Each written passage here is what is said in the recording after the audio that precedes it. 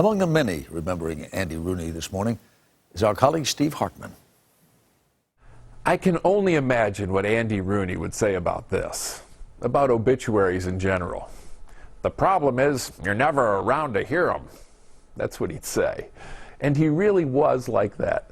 Something I don't understand. Should we clean up when we finish or leave it till later? People say I talk too loud.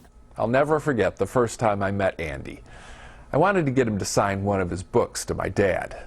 Andy didn't sign autographs. He didn't want to sign some scrap of paper that you were just going to forget in your pocket and put in the wash. But he did sign books.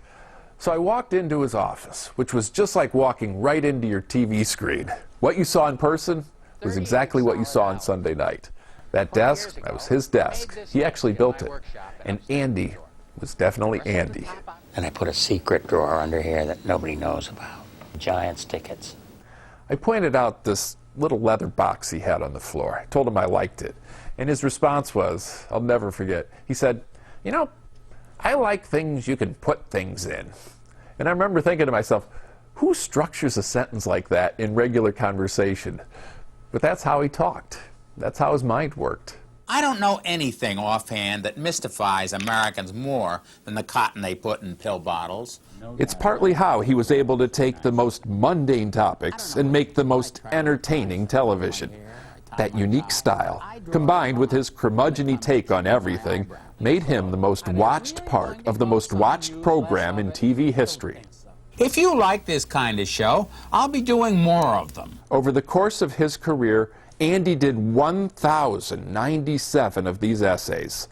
The last one aired just a few weeks ago. A lot of you have sent me wonderful letters and said good things to me when you meet me in the street.